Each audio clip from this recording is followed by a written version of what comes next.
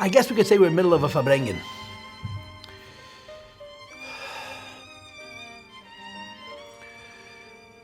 We discussed, in effect, the story of Teves, Chamisha B'Teves. There's a few things I want to, so to speak, go back to and touch on with a little emphasis before we continue the story and move on to other things. The first thing is, as we discussed, the trial took place during Kislev Tofshin Mem Vav, which is about 6 months or so after the Rebbe broke the story publicly, which was the summer before, Memhei Tammuz 85. This is probably November 85, December. And the Rebbe went to Ohel every day. And the Rebbe was obviously very, very busy, preoccupied with this whole episode, with the Sfarim. One of the things that occurred was Chanukah. During the course of this entire shturim, the Rebbe told Pashat a personal story, a very candid story. And the truth of the matter is, it's taka amoid in the kamaise. That's the biggest raya that you need to how important the Sfarim were to the previous Rebbe. And how important the Sfarim were to the previous Rebbe, even against the express wishes of his father, the Rebbe Rashab, that he should part with certain Sfarim. The Rebbe told story of Fabrengen publicly, and it's on a tape. It's a weekday Fabrengen, so you can hear the story. The Rebbe Rashab wrote a will. We've never seen the Rebbe Rashab's will. It's very long and very scholarly, and it's Lenit and Legalis, Nidl Hatik. It's someplace in the library. Berel Rivkin speaks about it in Ashkafta. The Rebbe, the previous Rebbe, writes about it in the letters. It's apparent that the Rebbe spent a week. The Rebbe Rashab spent a week writing on Tzavah. It must be a book. But a few pieces of that Tzavah were public because of Negeh to Chassidim. One of the parts of the Tzavah which was made public was that the Rebbe Rashab wrote to the previous Rebbe that he has Sfarim that he used personally all the time, Alukot HaTeirah and Abiyuri Azeyer and Nachazelcha, that he wanted the previous Rebbe to give as a gift to the husbands of his 3 granddaughters. The Rebbe Rashab had only one son, the previous Rebbe, who had 3 daughters, Chana, and the Rebbetzin Chayamushka, and the Rebbetzin Shendel. And he wrote which of the Sfarim that sat on his table, that he used all the time, should be given to the oldest son-in-law, which of these Sfarim should be given to the second son-in-law, and which of these Sfarim should be given to the youngest son-in-law. So the Rebbe says, when I got married, I didn't know about the Tzavah. I didn't know about it. Years after I was married, I found out that there's a will which entitles me to certain of the personal Sfarim that Rebbe Nishmasen used. So I wasn't embarrassed. I went into the previous Rebbe and I wanted to collect his mines. So the Rebbe said the previous Rebbe did not respond. I could tell from his body language that he was very, very disturbed that I asked a question. And he says, the Rebbe says, I haven't gotten the Sfarim to this day. He wouldn't part with them. The previous Rebbe wouldn't give them up. It was an explicit tzevah from his father. And the Rebbe was using this as an illustration to bring out how valuable Sfarim were to the Rebbe, to the Frierdiker Rebbe. And he couldn't part with them. It was a piece of his life. And as a consequence, the idea that you can just take these books and sell them and so on and so forth, the Rebbe described them literally as ripping pieces of his Lebedika flesh, of his flesh. The Rebbe spoke almost every night of Chanukah, and there was an incredible emphasis on doing more, if Miftzah Chanukah, doing more Miftzayim, doing more outreach, lighting more public menorahs. It's interesting that one of the things that was so important to the Rebbe in general, and became especially important that year, was to make public Chanukah menorahs. The Rebbe wanted they should light the public Chanukah menorah in every city in America. Just light menorahs in public places, which is, to the old Chabad, such a chitzoniistic thing, such a superficial thing. To the Rebbe it was so important because, this is one of those things that we can actually understand. We live in a society which is so about show, about chitzonius. Azlas lekarta halech b'nei Musa, when in America, do as in America, and you have to show off, you have to demonstrate, you have to be proud of your identity, and the public menorah is one of the most powerful symbols of Jewish pride and Jewish identity and a sense of belonging and so forth. And the Rebbe was very, very preoccupied with this. And he spoke almost every night. And over the Shabbos, there was a Shabbos and a Matzah Shabbos and a Sunday night. There were several Fabrengens, one after the other, during that Chanukah Tafshin Mem Vav. And it was during these Fabrengens that the Rebbe discussed at length what in effect was the interpretation of the story of the Sforim. One of the ideas that the Rebbe discussed was he asked a question that there was already a Kitrug. The Alter Rebbe was put in jail for revealing Chassidus. And to be sure, there was already a Kitrug in times of the Mizitcher Magid, the story with the Pinchas Koretzer, and the Alter Rebbe removed the Kitrug by explaining to the Pinchas Koretzer the story of the Even Tev Shebekeser HaMelech. The famous story with the diamond, the stone, which was the foundation of the crown of this king, that had to be destroyed, and the stone had to be extracted and had to be ground up into a powder to try and save the dying crown prince. And this removed the Pinchas Koretz's disappointment at the Mizitcher Magid's relative liberal dissemination of Chassidus. So the Rebbe asked if there was a kitrug, there was an objection to the disseminating of Chassidus, and it was overturned, it was redeemed. So how come in the next generation there could be another kitrug? And in short, the Rebbe explained that when you reveal more, you face new challenge, new opposition. And the implication was quite clear that the Rebbe has revealed Chassidus in an unprecedented way. Certainly the printing of Mamare Chassidus, which we've seen in the last decades, is completely unprecedented. And consequently, even though there had been kpedis, there had been objections to the dissemination of Chassidus that were won, that were pada b'sholem, so to speak, that we went through, the Rebbeim went through what they needed to go through to bring out the favorable outcome. Every time you increase in this, it adds a new challenge and you have to justify it again. When the Rebbe would speak the following year, Tafshin Mem Zayin, when the case was won, the Rebbe explained in effect, if you will, what he had done the Chanukah before. But let me just, so to speak, a little bit incorporate the story. Right? It was a Tuesday morning that the courts called 770 to inform us that there was a verdict. Rabbi Krinsky went down to the court, and he got the papers, and we won everything. He came back to 770. He went into the Rebbe, I believe, like 10:45 in the morning, and he reported to the Rebbe. And the way I understand the story, I wasn't there, but the way I understand the story was that the Rebbe showed no reaction. He kept right on working, like as if it was a piece of information that, if you will, he already had from before. When the Rebbe came out to Mincha, now in those years, of course, the Rebbe davened Mincha upstairs. The Rebbe agreed to go downstairs. He found pandemonium. He found Simchas Torah and Purim and you name it, all wrapped into one. The Simcha of Chassidim on that day was unbelievable, it was indescribable. And there were so many people. Many of the shluchim that had managed to arrive from Arei HaSada. There was just so much happening. The Simcha in 770 was unbelievable. The Rebbe walked through the shul.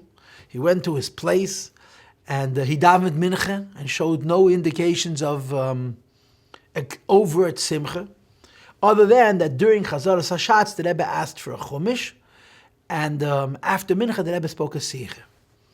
Now, I remember hearing the sikha. I was not in New York, I was in California at the time, but I remember hearing the sikha. To me, the thought of the sikha, which completely resonated with me, which grabbed me, so to speak, was the Vatchi Ruach Yankov Avim. You couldn't have had a more appropriate chitas for the Didan Notzach than the one we actually had. It was Tuesday of Parshas Vayigash, and it turns out there's different ways that the parshas are divided. There's actually a likut based on the sikha, how you divide up the 7 aliyahs. And according to our division, Shlishi, the Tuesday's chitas of Parshas Vayigash finishes with the words Vatachi Ruach Yankov Avim. The spirit of Yankov Avinu came to life. Why? Because Oid Yosef Chai. That Yankov Avinu here is Oid Yosef Chai. Yosef HaTzadik is still alive. V'chiyu Meshel B'chol Eretz Mitzrayim. And all the rest, Vatachi Ruach Yankov Avim. So the Rebbe mentioned in the Sikha the idea of Vatachi Ruach Yankov Avim. Now the the Fabrengen, so to speak, that comes out of this little idea is that, first of all, Rashi says, Shor Salav Ruach HaKodesh, that Yankov was in a state of depression because Yosef Tzaddik was gone. And now that he discovered Yosef Tzaddik is still alive, he gets that Ruach HaKodesh back because it was a simcha that was returned to Yankov Avinu that opened himself up to a higher union of Ruach HaKodesh. And people are entitled to say their own interpretations. Nobody can say for sure what the facts are, but it's very, very powerful that the Rebbe made mention of this pasuk in this context. But specifically the idea of Oid Yosef Chai. In other words, first of all, Oid Yosef Chai means alive, not just biologically, but in the full spirit of Yosef. He's the same tzaddik who had left him 22 years earlier, and he was still learning Yagla Rufa and so on. But of course, in the context of the story of the Sfarim, Oid Yosef Chai means very plainly that the Rebbe lives. Yosef, the Friedrich Rebbe, Yosef lives, and the Oid Yosef Chai affects Batachi Ruach Yankov Avinu, gives life to Yankov Avinu, to the Rebbe, to the Nasi Hador. And the Rebbe explained that the challenge to the legitimacy of the ownership of Lubavitch, of Agudas Chassidim Chabad, of these Sfarim and this building is based on the argument that Agudas Chassidim Chabad is defunct. You establish an organization. The organization represents a community, and as long as the community exists, that body, that legal body is alive. The moment the people who were members of this organization cease to be active in the organization, then it becomes obsolete. Obsolete not because it was officially ended, but because it was practically eliminated. So the Rebbe says the issue was, as Agudas Chassidim Chabad is nish genug aktiv. Agudas Chassidim Chabad was not active enough.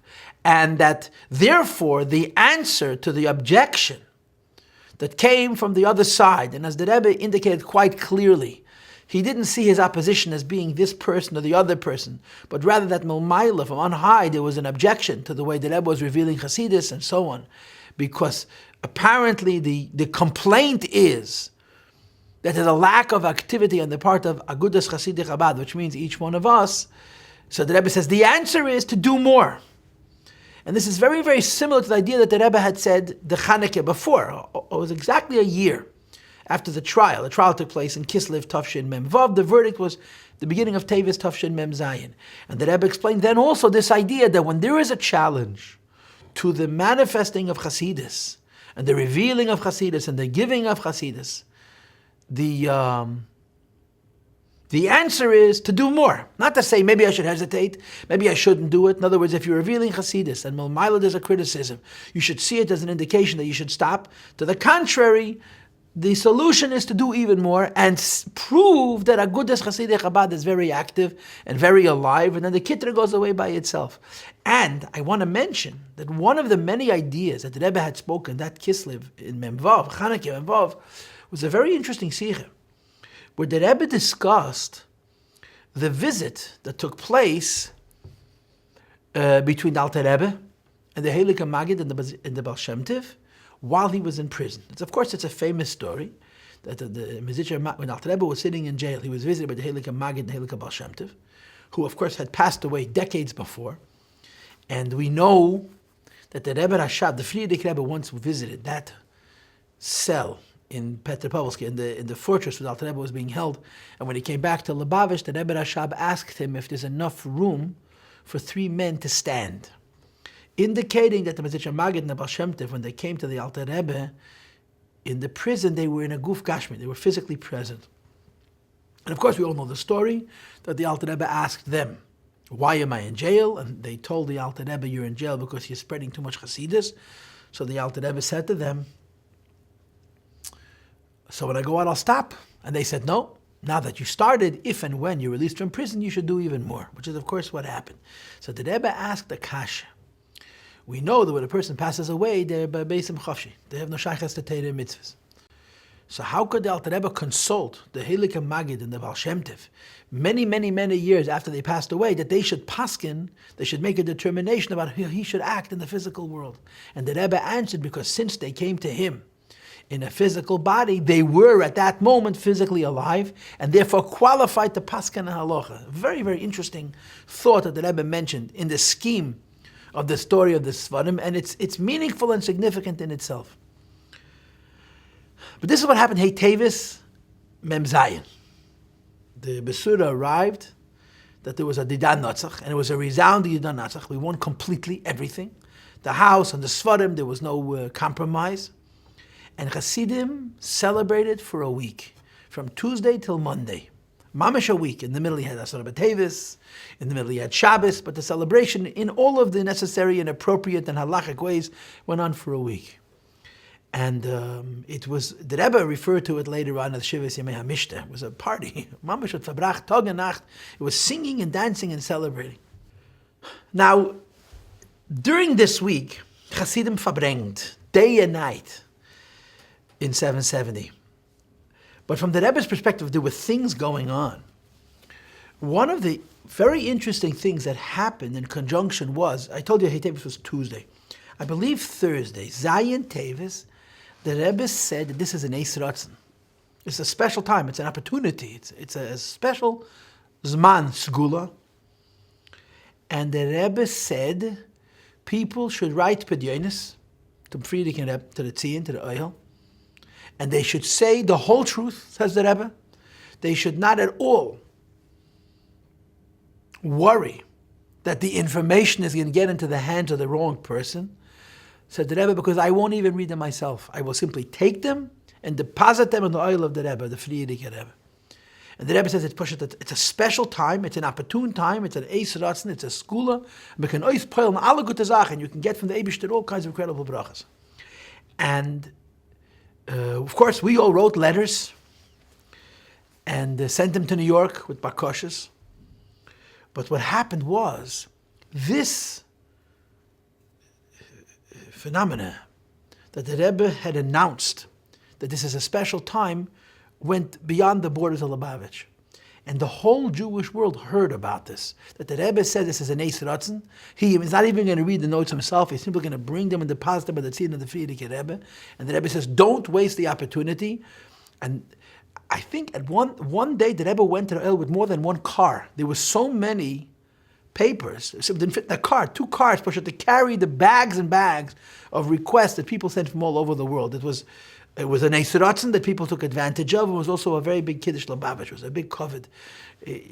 Talk about technological advances. Crown Heights in Tufshin Mem Zayin was in possession of 2 fax machines. 2, count them, 1, 2 fax machines. Who thinks about fax machines? Now they're on the same junk heap with a lot of other machines.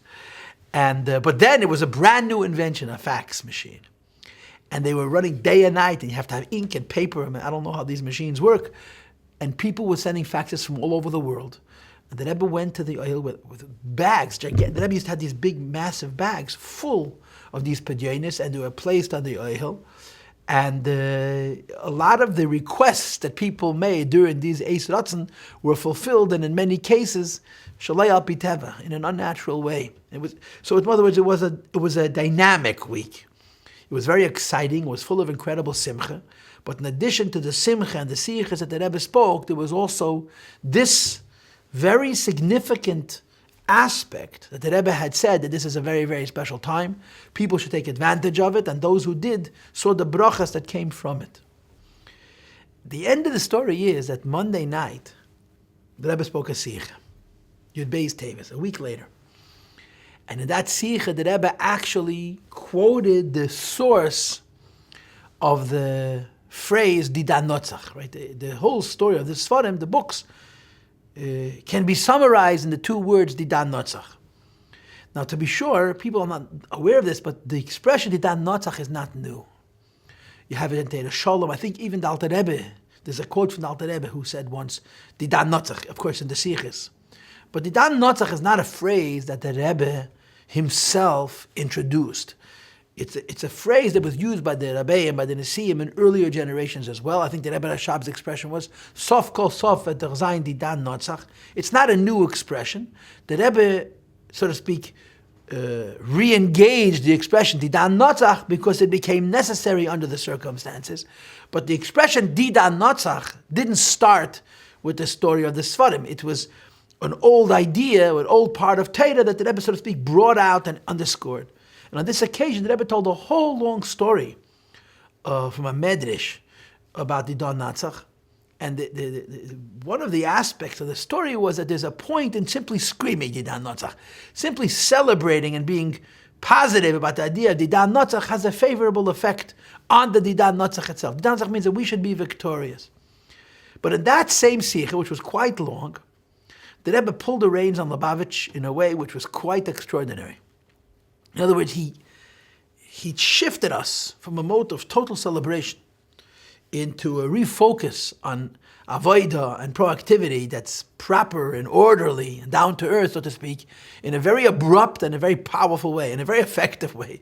What the Rebbe said is the following, that there's 30 days till Yud Shvat, and that everybody has to prepare for the yahrzeit, for the Hilul, the Frierdiker Rebbe.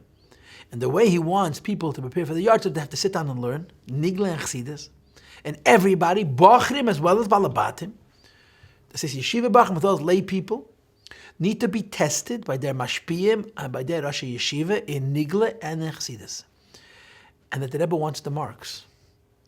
And the Rebbe said that if he gets a paper that have a list of yeshiva bachrim and not all the marks are filled in, the Rebbe is going to say, I'm going to assume that Eine Muchan Lebechina means that if a person's mark is missing, that he's unprepared. I think the Rebbe expressed himself then, Mer felt him nicht. Like, this is very, very serious. He wants that the Bacham should sit and learn, and every 10 days there should be a test. And that's what happened. Depending on which yeshiva you were in and who the tester was, it was either more serious or less serious, but there was an incredible amount of learning in 770 the following 30 days. Every 10 days there were tests, and everyone wanted reports of the marks and so forth. This is how it was. This was Tafshin Mem Zayin, 1986 to 87. Of course, we all know that there was an appeal. They appealed, and during the duration of the appeal, the Sfarim remained where they were in New Jersey. They were not returned to 770. The appeal was won the following year on Chafhei Mar Cheshvan. Chafhei Cheshvan was a Monday, and this is when it was the second Didan Notzach. And of course, many people felt that it was time to have another party and to celebrate just like we celebrated the year before. It did not happen. And I think it did not happen not so much because people had used up all their celebrating powers the year before, but because the Rebbe didn't want it to happen. Last year was last year, this year is this year.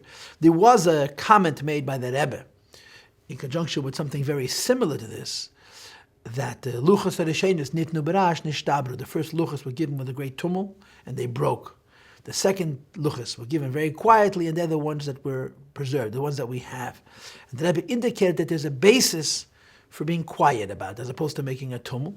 This was Monday, Chav Hei Cheshvan, and this time, this Sfarim actually returned to 770, although, from what I understand, the story of the Sfarim and the whole court case was not over for 2 more years. And of course, the Sfarim returned the following Monday, which was Beis Kislev. And everybody knows what happened that day.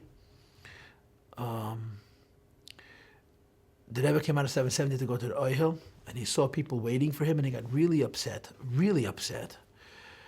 And he articulated, he voiced his disappointment at the fact that people were, in his words, waiting outside looking at a person counting birds, whatever it was. It was really upset. Shabbos, Zayin Kislev, the Rebbe discussed his reaction the Monday before on Beis Kislev. And I happened to be walking out of the Fabrengen that Shabbos, and I met a Yid who's older and wiser than I am, who felt that what the Rebbe did Shabbos was in a way appeasing, sort of correcting a little bit the reaction that he had the Monday before. And what the Rebbe said Shabbos is that somebody asked me, and it was understood at the time that it was the Rebbetzin, that somebody asked me, why did I get so upset that people were hanging around 770? It's the joy of the Rebbe, the Frierdiker Rebbe, as it were, as the Rebbe expressed it. And why should the Rebbe be disappointed in the fact that Chassidim wish to celebrate together with the Rebbe? So the Rebbe explained. This is a very simple but interesting word. The Rebbe said this is Didan Notzach. But what does Didan Notzach mean? Didan da Sfarim Notzach. It's a victory of Sfarim. Says the Rebbe, as soon as the Sfarim were returned to 770, the first thing I did was I sat down and I started to learn in the Sfarim. Because that's what Sfarim are about. to learn in them. And the Rebbe said, I figured that everybody else is going to have a similar reaction. You have a Didan Notzach. How do you celebrate the Didan Notzach of Sfarim? By learning in the Sfarim. And the Rebbe sort of indicated this is why he reacted the way he reacted, because he felt that people should have a different kind of a reaction. But that's not the end of the story.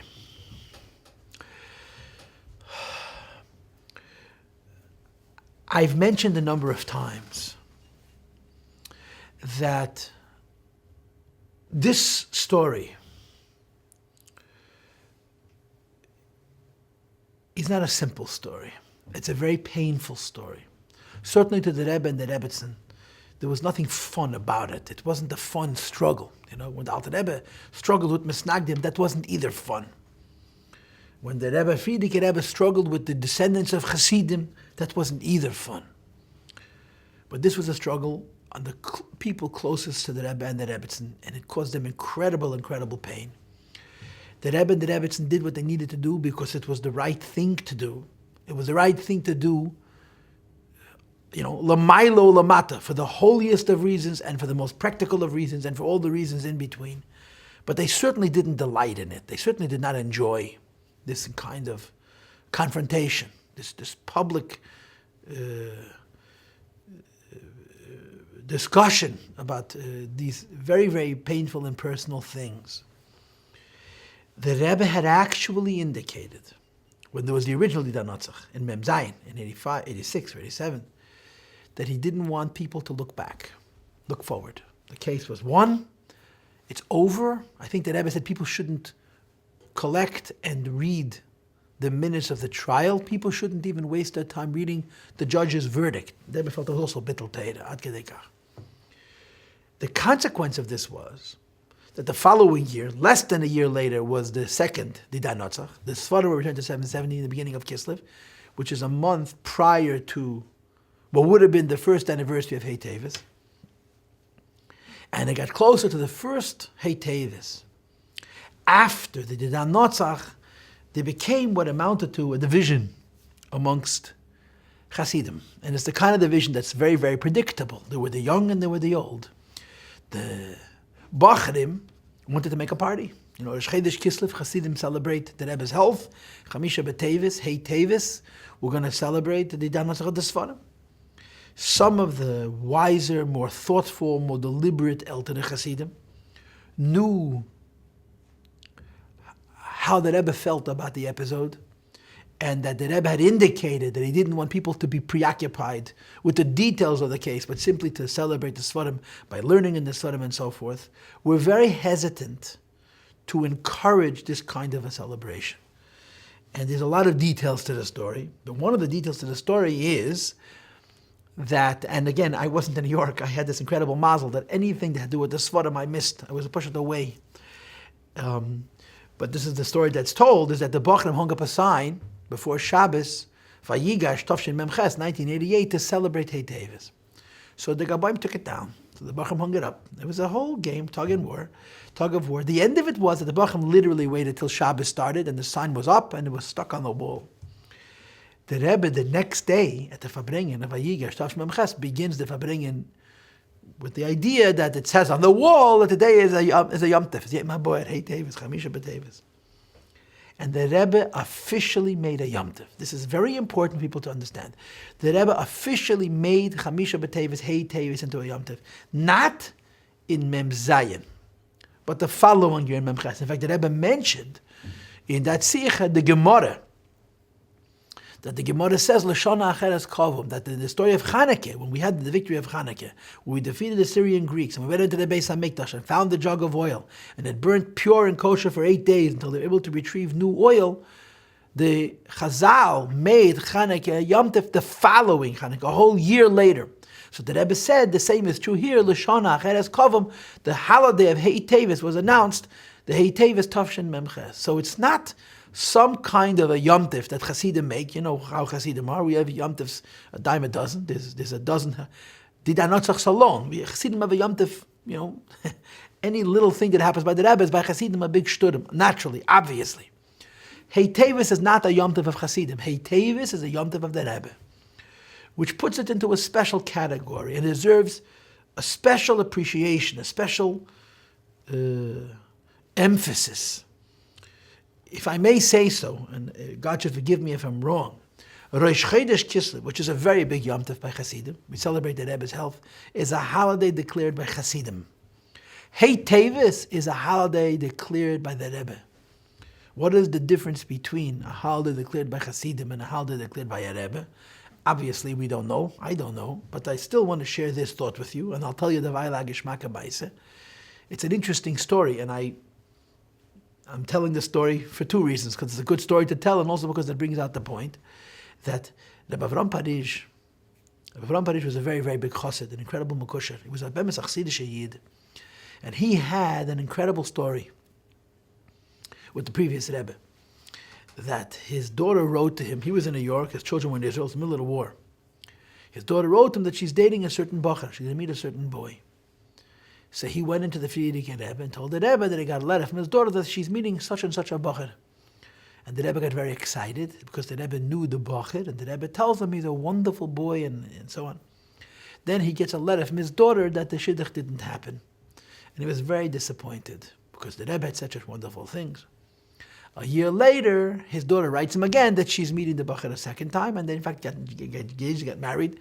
This is Rebbe Ephraim Wolf, one of the most important Lubavitcher Chassidim in Eretz Yisrael. And he got so excited. Of course, he was excited that his daughter was a Kala, but more important to him was that the Rebbe had foreseen it.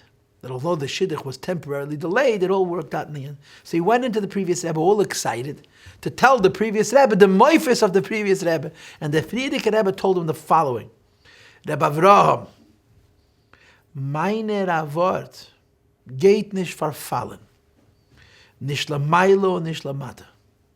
Man darf sagen mit der Dagosh und nicht mit der Rav.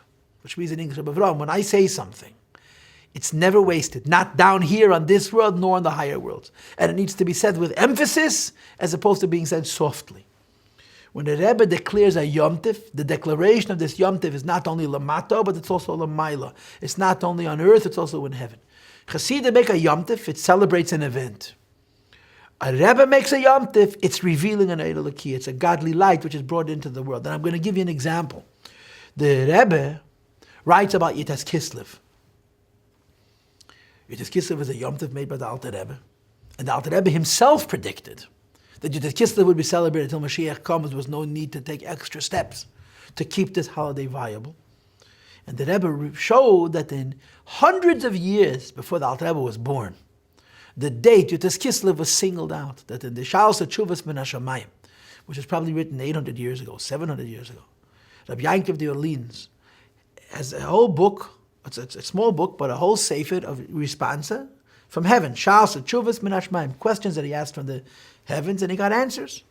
One of these tshuvas, and it happens to be about Tfilas Ezra, has a date. Most don't have dates. This one has a date, Hayem Yom Shlishi, today is Tuesday, Yutes Kislev, V'hu Yom Besura, today for Besura's Teves. The Alter Rebbe was released from prison on Tuesday. Hayem Yom Shlishi, today is Tuesday, Yutes Kislev, V'hu Yom Besura, today for Besura's Teves. It's a day for good news. So the Rebbe says, look at this. Hundreds of years when Alter Rebbe was born. Hundreds of years when Alter Rebbe was released from prison. Min HaShamayim hat men gesagt, Yutes Kislev is a Yom Besura. That means to say, Yomim Tovim that come from Torah are from before time. They're simply brought down into time at different intervals. Like the Rebbe brings off in the Pasuk, Hakel Asa Yafa Be'ite. Pesach didn't become a Yom Tov because we were released from Egypt. Pesach is connected to redemption from creation. The Yom Tov of redemption, which is the 15th day of the first month, became known to us because we were redeemed on that day. And the same is true of all holidays that are timeless, that don't pass, that last forever. It's not that an event created a holiday, an event revealed a holiday. Yitas Kislev did not become a Yom Tov because the Alter Rebbe was released from prison. Yitas Kislev became known as a Yom Tov because the Alter Rebbe became released from prison. When did Yitas Kislev become special? When the Eibishter created time. And he built into his time frame that Yitas Kislev is a Yom Besura. And the same can be said of Chamisha B'Teves, Hey Teves. Since this is a Yom Tov which the Rebbe declared, It's a Yom Tov Lamayla Lamata. It's very different than all the other occasions that Chassidim celebrate for the various different events that surround the Rebbe's Nesius, as well as the different events that surround the story of the Sfarim. Hey Teves is a holiday that Rebbe declared. And in my mind, there is no doubt that this is a day we shouldn't say Tachnun. If you don't say Tachnun, it is Kislev. And you don't say Tachnun, Yud Kislev. And you don't say Tachnun, Yud Beis Tammuz, which is a Yom Tov of the Alter Rebbe and the Mitte Rebbe and the Frierdiker Rebbe. You should most certainly not say Tachnun Chamisha B'Teves. This is the Rebbe's Yom Tov. And you're going to claim the Rebbe didn't go to jail physically, but from the Rebbe's perspective, the taking of the Sfarim was the equivalent of a prison, and the Natzach was Pidyon Shvoim, redeeming the Sfarim. So although, Baruch Hashem, Begashmias, the same kind of threat did not exist in our generation as it existed in an earlier generation, but spiritually it's the same thing, and there's no question that Hey Teves is as great a Yom Tov, a great a Chag HaGeula by Chassidim, who understand that all of the Chag HaGeula, the Moyad HaGeula we celebrate, are not celebrating the physical aspects, because the physical aspects pass. Something that happened 200 years ago is a very long time ago. We celebrate Yites Kislev because of the spiritual significance of Yites Kislev, which is as viable today as it was when it occurred, because it's the redemption of Chassidus, which is as alive today as it was when it occurred. And the same is true of Hey Teves. It's a mamash a Yom Tov, but it's important to point out that it didn't become a Yom Tov in Mem Zayin, it became a Yom Tov the following year. And beginning with Tavshin Mem Ches, it became a regular Seder by the Rebbe to celebrate Hey Teves. Each year, there was a Fabrengen, or there were Siches, and he spoke about Hey Teves. And one of the points, of course, which came up repeatedly was Sfarim. The Rebbe spoke that Shabbos about strengthening the Rebbe's library. And the Rebbe asked to invest more in strengthening that library by asking publishers and authors to send copies of their Svarim to the Rebbe's library. The Rebbe made it clear he didn't have the resources to pay for the Svarim, but he argued that it's a covet for a machaber, it's an honor for a publisher, for a printer, for an author to have his sefer in such a library. And this was, of course, the beginning of a new endeavor, which lasted a few years, which can basically be described as the joining of the previous Rebbe's library and the Rebbe's library into one library. I explained to you in the previous part that the Rebbe didn't have access to the Frierdiker Rebbe's library. They were distinct, separate. And now money was invested, time was invested, effort and energy was invested to join the two libraries together. And they became one library. It's a very, very large library of Sfarim, one of the largest libraries of Judaic in the world. I can't tell you if it's the first or the second or the third. Certainly to us, it's not the first. It's in a category all by itself, because in addition to being very useful and very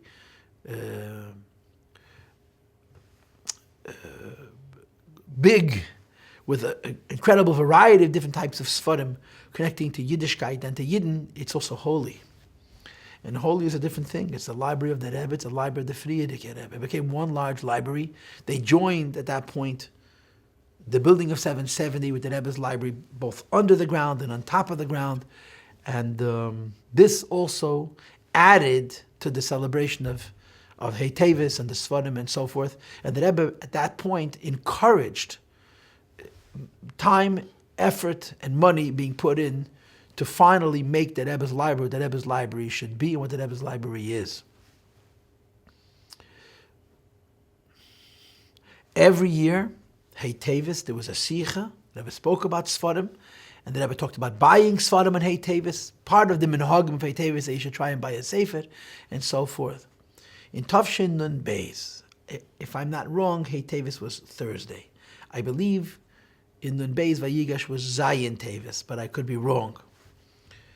The Rebbe verbringt Shabbos, and of course he spoke about Sfarim, but that entire Fabrengen, the Rebbe did not refer to Hey Teves as Hey Teves.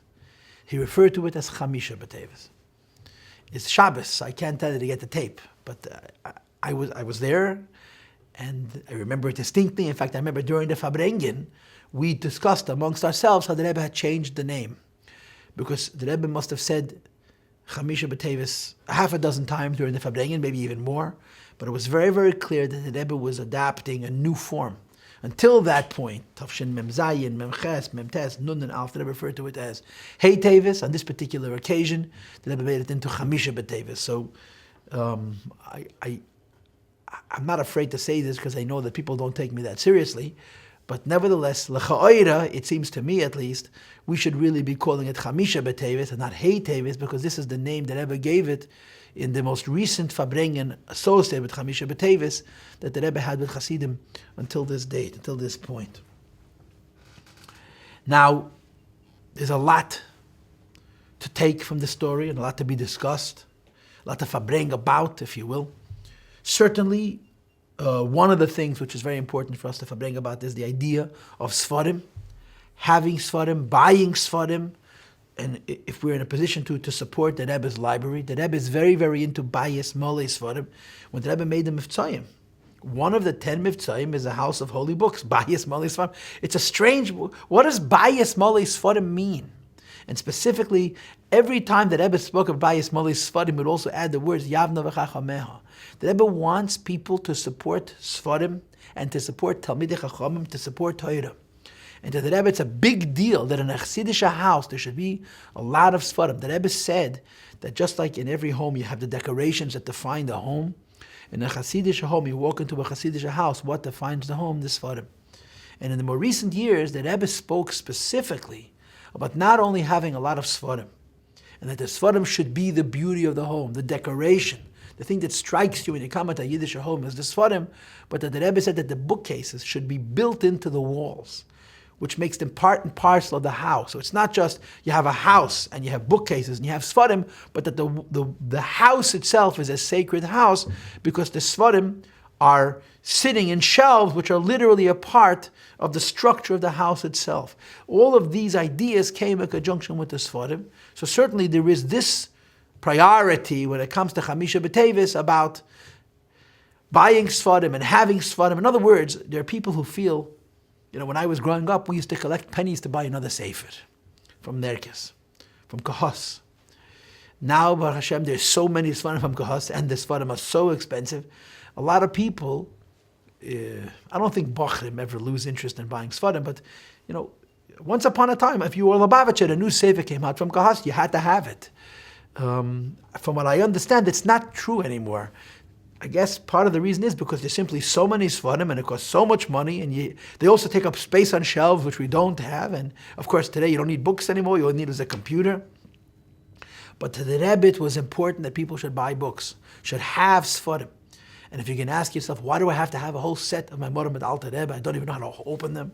Why do I have the whole set of Sfarim of the Mittel Rebbe? I don't know how to open them.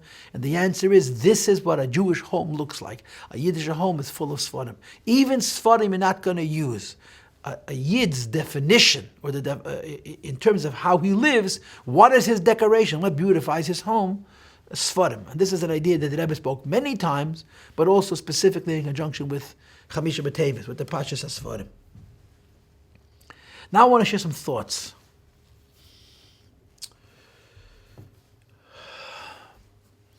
The first is a very powerful story.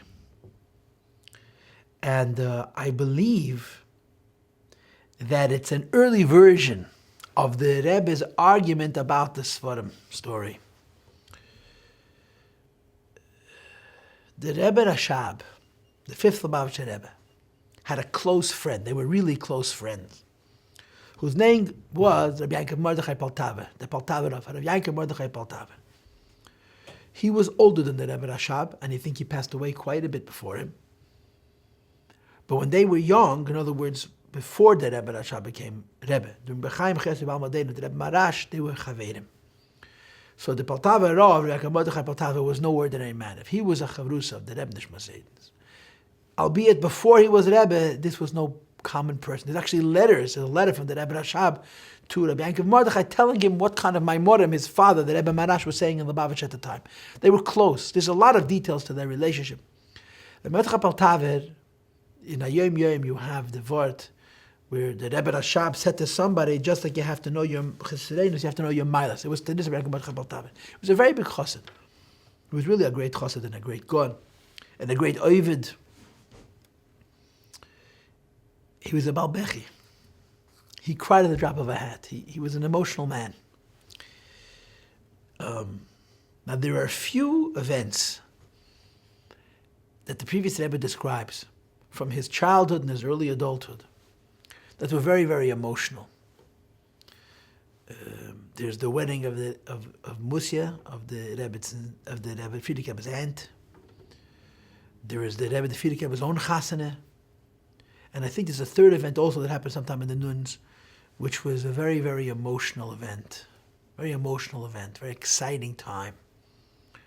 During one of these times, and I unfortunately forget which one it is at the moment, there was a simcha in Lubavitch, and Rebbe Mordechai was there, Rebbe Baltava was there, the Razor, the Rebbe Rashab's brother was there, and naturally the Friedeker Rebbe was there. It was a big shturim. And during the course of this occasion, the Rebbe Rashab says to his old friend, and now Chassid, do you remember what my father told you on such and such a date? And the Rebbe Rashab quotes a date from close to 20 years before, Tov Reish Lamed Ches, I believe. And tangentially, as an Amaimer HaMuzgir, I want to share this. What was the ultimate sign of friendship by Chassidim? What was the greatest raya that so-and-so was your real friend? And the answer is that you would share yechidus with them. A chassid has a yechidus. It's very personal, it's very private. And of course, if you're a big chassid, it's also very deep. And for a chassid to share a yechidus with another chassid, that was the ultimate sign of closeness. And Rabbi Yankel had a yechidus. And after the yechidus, he shared the content of that yechidus with his friend, who was then the son of the Rebbe Marash, and now the Rebbe Rashab. So 20 years on, close to 20 years on, the Rebbe Nishma Seidin says to his old friend, do you remember what my father told you on this and this date in the year Tov Reish Lamed Ches, approximately? As soon as the Rebbe Rashab mentioned this Yechidus, Rabbi Yankel Mata very predictably starts to cry, and to sob, to cry uncontrollably. And the previous Rebbe describes how it was impossible, once he started crying, it was impossible to... But what was it that the Rebbe Marash had said that the Rebbe Rashab wanted him to remember, which elicited so much emotion? And it was the following. There was a Yechidus, and the Rebbe Marash had said to Rabbi Mutter, this is a quote. I think it's a direct quote. The story is printed in Likutei Deburim. So if I'm saying anything inexact or inaccurate, you can read it inside. It's not Mipi Ashmua. Eibse doch Chassidim is da Rebbe. Aber Chassidim was tun. Und eben die Chassidim tun nicht, machen sie dem Rebbe ois Rebbe. This is the quote in Yiddish. And this elicited from Rabbi Yossi Paltiel incredible emotion. It means in English as follows. As long as there are Chassidim, there's a Rebbe. But the Chassidim must work, must do what the Rebbe wants.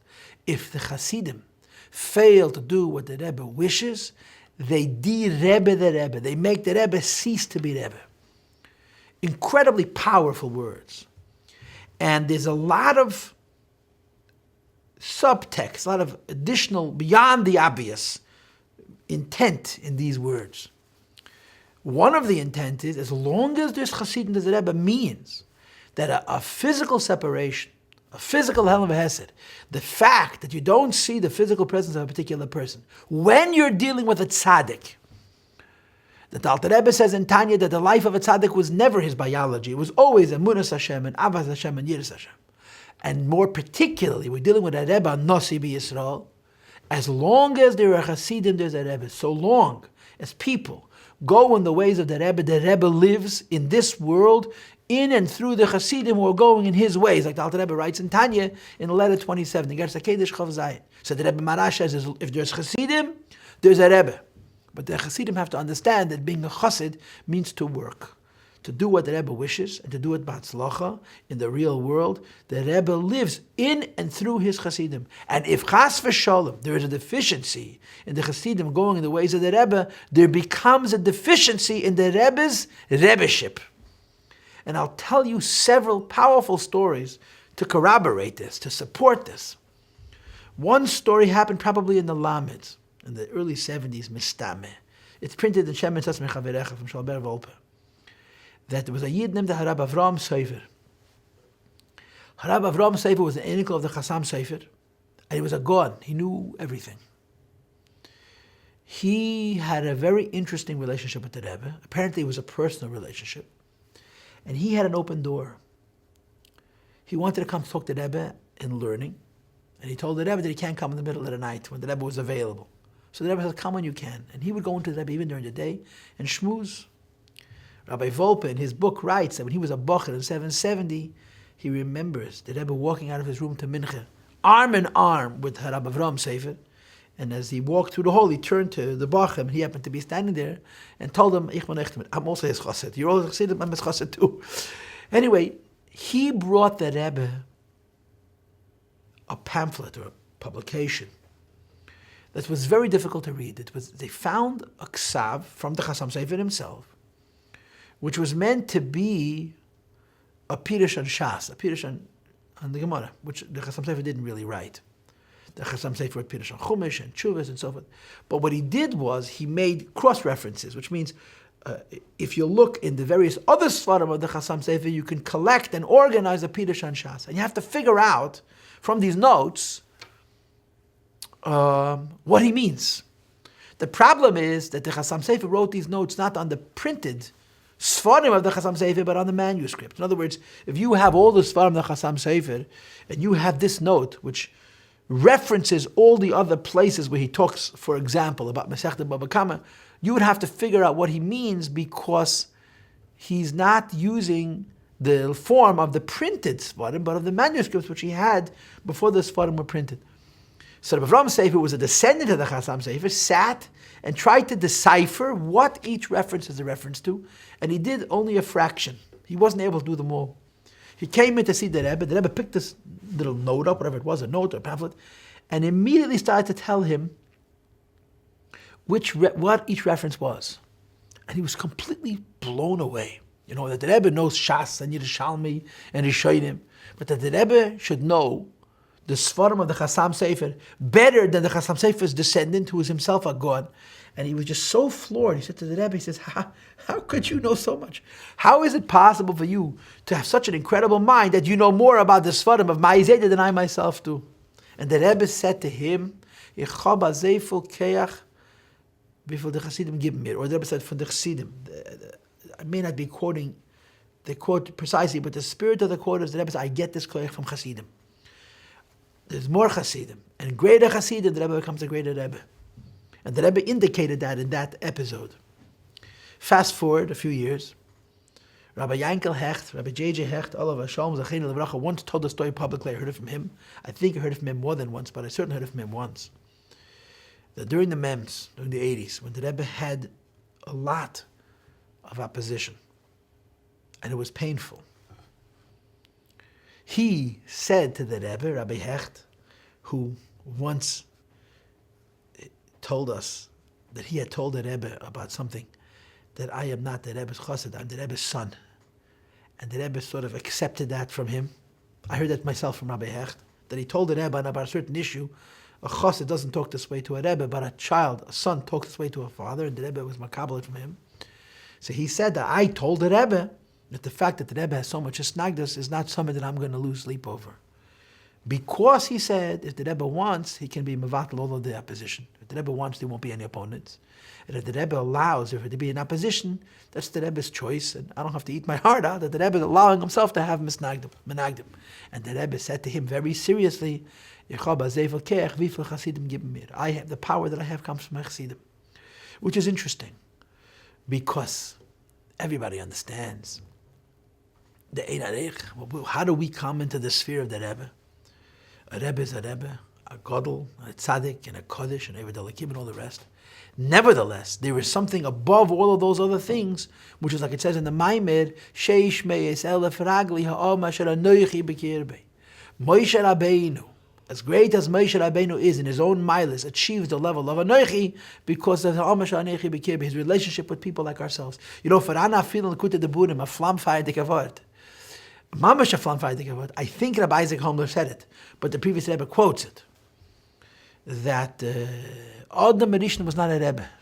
Adam Rishon was not a Rebbe. Now, of course, that's a very, very strange statement to make. Why? Because Adam Rishon is considered the ultimate neshama klaus. Every Jewish soul that will ever be born until Mashiach comes from Adam Kadmah, comes from Adam Rishon. He's the most general of all general souls. In other words, the general souls are broken up into 7. Avraham, Yitzchak, Yaakov, and so on. Adam is 1. Chachmei Allah is Adam Rishon. All of us come from Adam Rishon.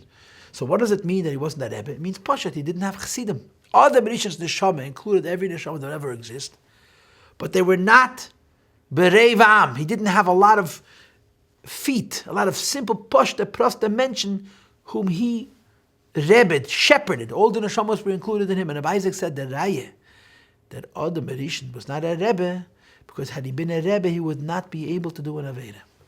The fact that Adam Rishon was able to do an Aveda, do a sin, is because he wasn't a Rebbe. A Rebbe is guarded, a Rebbe is protected. And the protection comes from Chassidim. The middle Rebbe once said to the Rebbe, the Tzemach Tzedek, about something which he had made a mistake about, Zarg sich nicht, du bist noch nicht kein Rebbe. Don't feel bad, you're not yet a Rebbe. A Rebbe is a very great person, but there's another element which has to do with the Chassidim, with his Kashras. And this is what the Rebbe Marash is saying. The Rebbe Marash says to a Chassid, as long as this Chassidim is a Rebbe. And if the Chassidim are deficient, quote, they make the Rebbe cease to be a Rebbe. And in light of this, I want to share with you another idea. There's a publication that comes out in Christ called Beis Chayenu. It's been coming out literally since Gimel Tammuz. And the back page of the Beis Chayenu every week is a ksav, is a manuscript. I don't know where they collected from, but there's a lot of very good shtiklach there. A manuscript of the Rebbe's handwriting. So one of those pages, I don't always read the Beis Chayenu, but if I get a hold of it, I want to read the ksav. The last page is always interesting. It was a very, very interesting thing. The Rebbe had made a fabrengen. It was either Mem Daled or Mem Gimel. Tes Kislev, for the Rebbe, the Mittel Rebbe's birthday in Yartzeit. And, of course, the Rebbe made a fabrengen. There was a transcript, a hanocha. And in those years, the Rebbe was not editing his Sichas and Maimorim. It was all unedited. But naturally, the Rebbe got a copy. Like everybody else, the Rebbe got a copy. And the Rebbe used to learn them. The Rebbe used to read through the Sichas that he had said. And apparently the Rebbe had said by Fabrengen, or they understood that the Rebbe had said by Fabrengen. He was talking about the Mittel Rebbe. And the Mittel Rebbe, the transcript read, what the Rebbe said I don't know, but the transcript read, the Mittel Rebbe is given the Nasi B'Deirei. The Mittel Rebbe was, in past tense, the Nasi, the prince, the head of the Klal Yisrael in his generation. So the Rebbe sent out a note with the Sicha, with the Hanocha, with the transcript. Mohir, urgent, like as if the world is about to come to an end. Mavhil. Mavhil means terrible, terrible, beyond the pale, unacceptable. The Rebbe crossed out the words was a Nasi in his generation and wrote is a Nasi in his generation. The implication was very plain. Every Rebbe, every Nasi is a Machadish. That's what the Rebbe does. The Rebbe once told somebody, if I don't come up with new ideas, so what am I needed for? He innovates new ideas, and revolutionary new ideas. New ideas that break the mold, break what is established in the world of Yiddishkeit and add something new, something additional.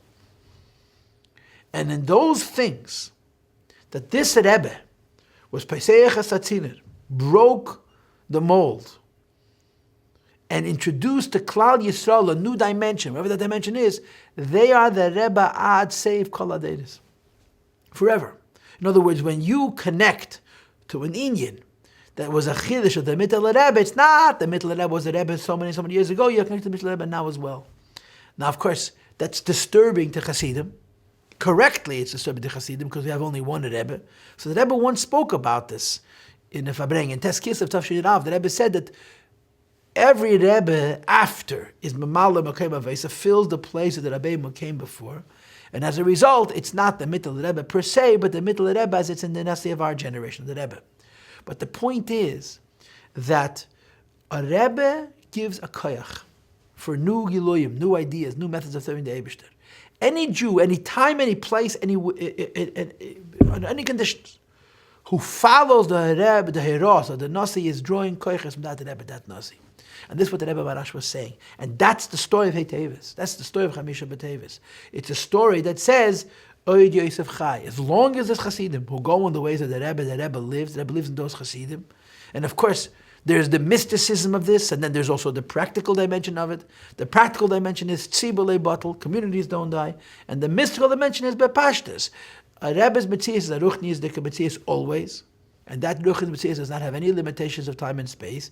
And as long as we follow in the ways of the Rebbe, we're connected to the Rebbe, and the Rebbe lives in us and through us, and the Rebbe is our Rebbe, and we're able to be his Chassidim. And the importance and the seriousness of Chamisha B'Teves for us at this moment, as we wait every second for the Isgalus and for Mashiach, is indescribable. The idea that you have a whole generation of children, who some of them already adults, who it would be physically impossible for them to have ever seen the Rebbe because they were simply born too late, who are genuine Chassidim, truly Mekusher to the Rebbe, more than their parents and their grandparents.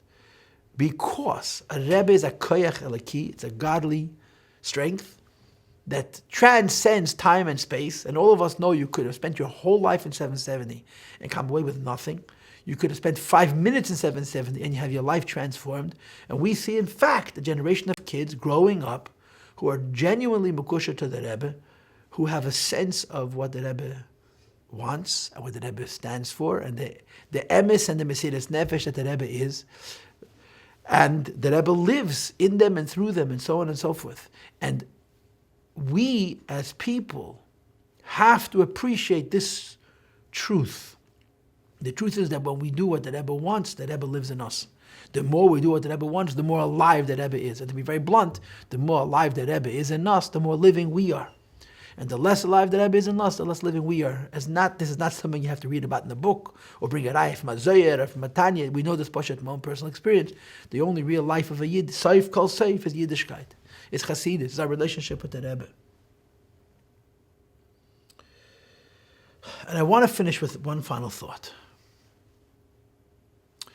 And that is this.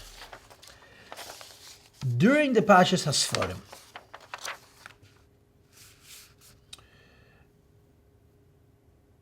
there were many benefits, many giluyim, many things were revealed that had not been revealed otherwise. It's like, of course, what says in the Maimer of Basi Lagani, that as a king, when he's fighting a war, pulls out all the stops, his mevazbes kol ha'oitzres, and there are things that the Rebbe said, things that the Rebbe wrote, that are very, very special, very unusual. That if not for this kind of an event, they would never have been, so to speak, so plainly and explicitly articulated. And one of those things, and it's been around for a long time, the Shluchim gave it out years ago, is this piece of paper. Where in effect, the Rebbe describes his own job description. He says what a Rebbe's job is. What's the function of a Rebbe? Now, when you'll see the whole document, you'll see that the Rebbe was talking about the previous Rebbe. But that's a detail. The bottom line is, here is a piece of paper in which the Rebbe explains what a Rebbe is, which means, in effect, the Rebbe is explaining what he is. The reason this document was written was because the Rebbe was trying to argue that it's impossible to say that the previous Rebbe lied. When the previous Rebbe wrote that the Sfarim belong to Agudas Chassidim Chabad over and over and over again, and they're not personal, they're public, and the opposition was claiming that all those things were written lefonim because he wanted the government of America to support it, he wanted the European governments to support it, but really he didn't mean it, makes the Rebbe into a liar. And the Rebbe argues there's not a single document, legal or otherwise, in which, that we know that exists, in which the previous Rebbe refers to the library as anything other than the property of Agudas Chassidim Chabad. And the Rebbe introduces this argument by defining what a Rebbe is, and then he goes on to say how foolish it is to consider the possibility that the Rebbe is telling a half-truth. So I want to finish this Fabrengen with reading this Ksav. I'm hoping that when you'll be watching it, you'll be able to see it on the screen. There's literally Ksav Yad Koch. You can see the Rebbe's own original hand. And of course, the Rebbe's handwriting is a bit difficult, but you also have it in type. I'm going to read it with you. I'm going to translate it for you. Kichol Admoirei Chabad, like all Lubavitcher Rebbes. And again, officially the Rebbe is talking about the Frierdiker Rebbe, but without a doubt the Rebbe is also talking about himself. Like every Chabad Rebbe, HaYesoid HaRishon. What is the first foundation of what the role and the function and the job description of a Rebbe is? Bittul Hayesh. To get over your ego, to get past yourself, not to be busy with yourself, to be so dedicated to the cause that you don't matter, all that matters is the cause itself. Of course, maschel biyatzmei ba'amitas, beginning with himself. A Rebbe's first responsibility is that in his relationship with himself, he should get over himself altogether. It should not be about his yesh, about his ego and his interest. It should be about the cause. Bittul hayesh ba'amitas. And then it says, Hayaysi Admoir, being a Rebbe, Harei ze shlichus nafshis ve'ikris. Being a Rebbe is a mission that has to do with the neshama, and it's core, it's basic. Now what that means is that, if you will, for most people, we have spheres of influence. We have rings of influence. What's our first sphere of influence? Ourselves. Beautify yourself, make yourself true, make yourself honest, and then beautify and make true others. Beyond yourself, your sphere is your family. Beyond your family, your sphere is your community, and so forth. By a Rebbe, the words are shlichus nafshis ve'ikris. It is the purpose for his neshama being in this world to be a community person, a klal person. In other words, as you'll see as I read this whole piece, that his personal avodah is secondary to his role as a Rebbe Nasi B'Yisrael, which is very unusual. Because usually, your first responsibility is yourself, your second responsibility is the people around you and so forth. In the case of a Rebbe, it's the other way around. His whole metzius is first of all, nafshis, the iknis, to be a menala eda, to lead a community. There's a sikha from the previous Rebbe. I don't remember the details, I'm not going to tell the story correctly, but the spirit of it is that the previous Rebbe tells a story. It's printed in the Sichas Tafshin Zayin, Tafshin Ches, where his father told him, the Rebbe Rashab told him, how the Rebbe Marash had called him before his bar mitzvah. The Rebbe Marash called the Rebbe Rashab before he was bar mitzvah. And he said to him, Azeya neshama, klala neshama, prata neshama, which means that there's different kinds of souls. Some souls are individuals, and some souls are collective, they're general. And he told the Rebbe Rashab before his bar mitzvah that he should know that his neshama is a klala neshama. In other words, he's not a person. He's a klal. He's the basis for the whole of Klal Yisrael. So the previous Rebbe said that his father, the Rebbe Rashab, told him that at that age, when his father told him this idea that he's a neshama klalis, a pain shot up his back, from his lower back up to his shoulder, and he lived with that pain kol yom of it, never left. The thought, that he is a Rebbe. And we always know that a Rebbe is not something that you become because there's a vacancy. A Rebbe is a nishmasi. Here we're learning something even deeper. Not only is a Rebbe a neshama issue, that's his first inyan, klal. There's a famous sikha, Lekut HaSichas, Chelik Ches, Yud Beis Tammuz sikha, where the Rebbe told a story. How the Rebbe Rashab and the Chaim Brisker, who were the Gedolei Yisrael in Russia, were at a meeting. And they were trying to push something through, and they failed. And the Rebbe Rashab cried. And Reb Chaim came into the Rebbe Nishmas Eid, and he saw the Rebbe Rashab crying. So he said to the Rebbe Rashab, Lubavitcher Rebbe, why are you crying? We did everything we could. So the Rebbe Rashab said, but we failed. So the Rebbe analyzed the story. Reb Chaim was a Godel Yisrael Amiti. No one's going to question that. Amiti. Why was it that the Rebbe cried and Reb Chaim didn't cry? And the Rebbe answered, because the Rebbe is a Neshama Klaus. In other words, working on behalf of Klal Yisrael, in the case of a Rebbe, is not secondary. It's not an addition. It's not something he's volunteering for. That's his purpose.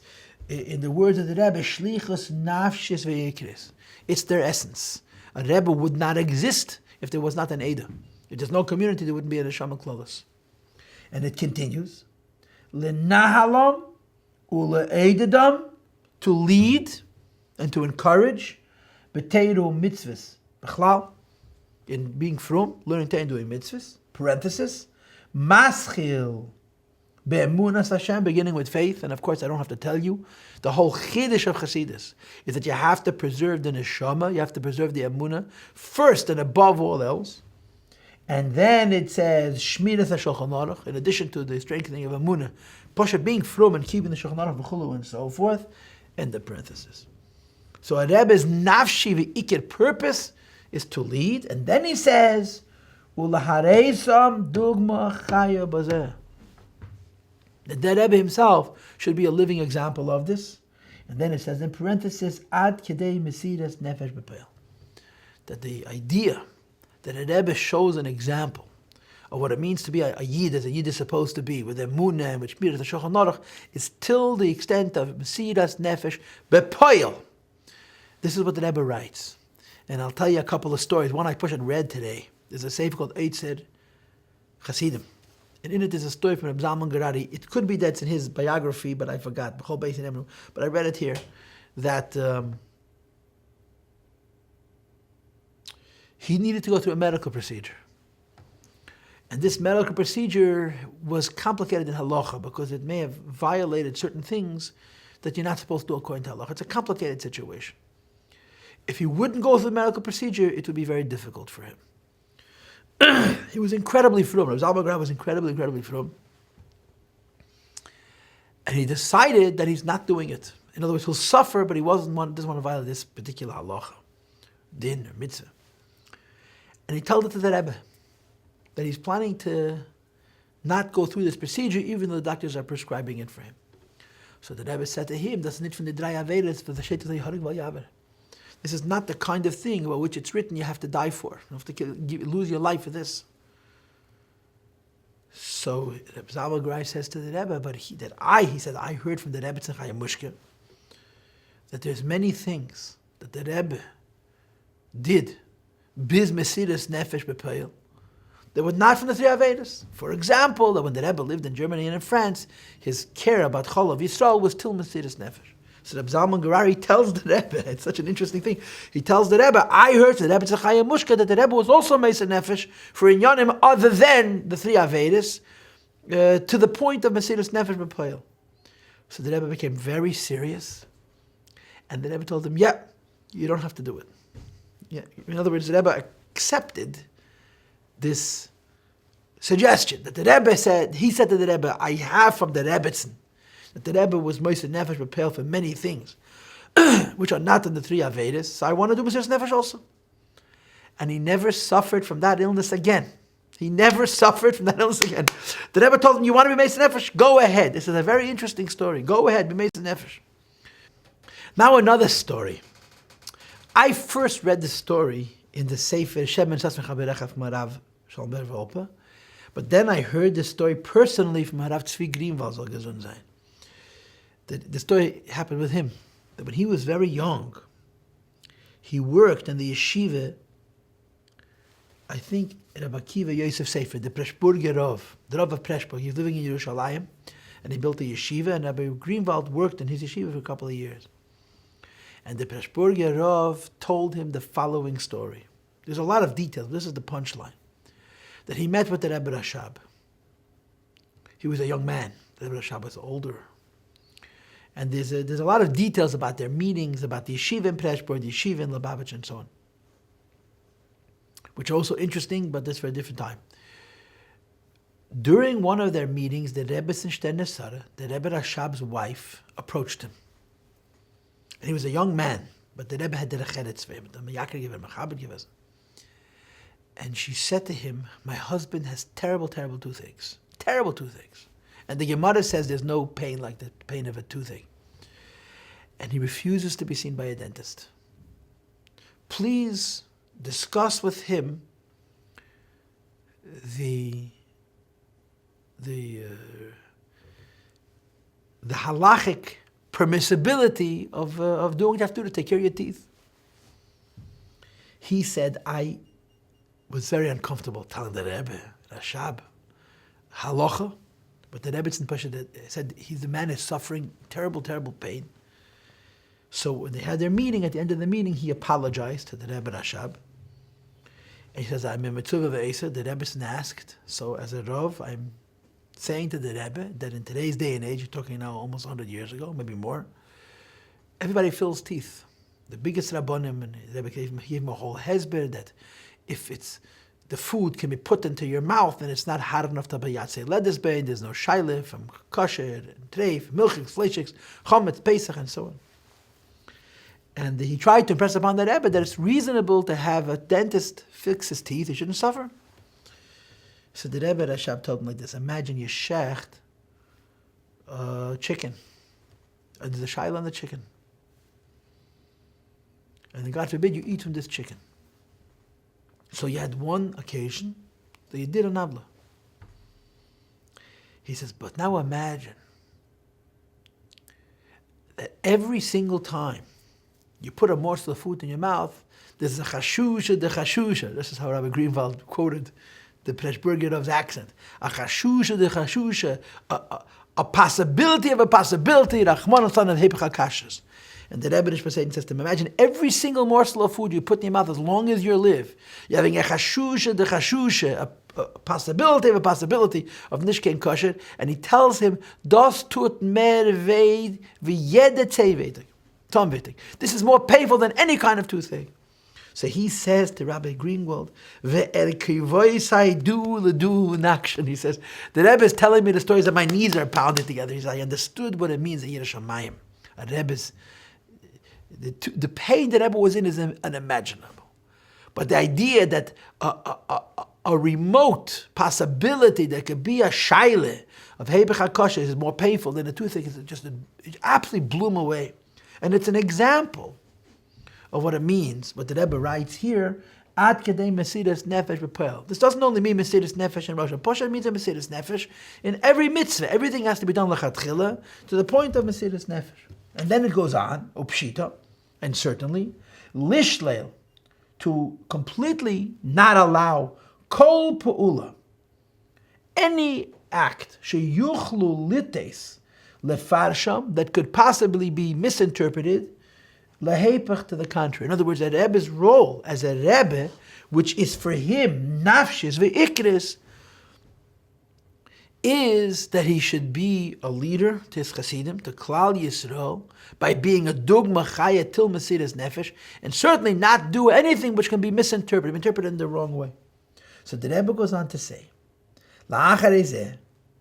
beyond, secondary to his public role, boim chayav b'tor prati, comes his personal life. This is incredible. The Rebbe says the Rebbe is first of all a public person, then a human being, a private person, in other words. V'gam bazeh, and certainly here also, Yesod, it is critical, shalei negei a cloud, that it should not at all touch b'tafkidi hakloli v'ha'ikri.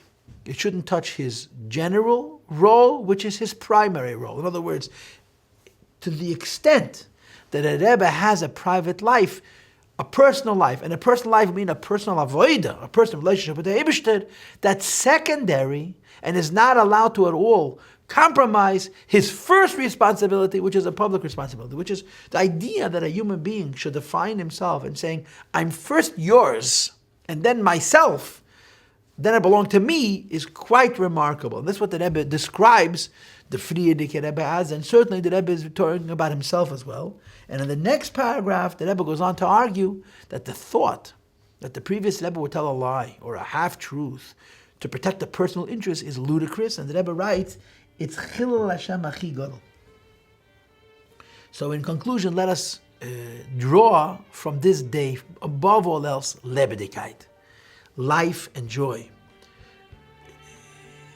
In spite of the Chitzonius de Halamas Vestadim, it's Yankel Avinu Lei Meis, Mazare B'chaim Afu B'chaim. And understand that the more we connect to the Rebbe by learning his Torah and going in his ways and doing what he wishes us to do in all aspects, the more living he is, and the more living he is in us. And it feels good. It feels good. Everybody knows that when you have a Chassidish day, or a Chassidish week, or a Chassidish month, besides for all the holy advantages, it's pushed psychologically a wonderful place to be.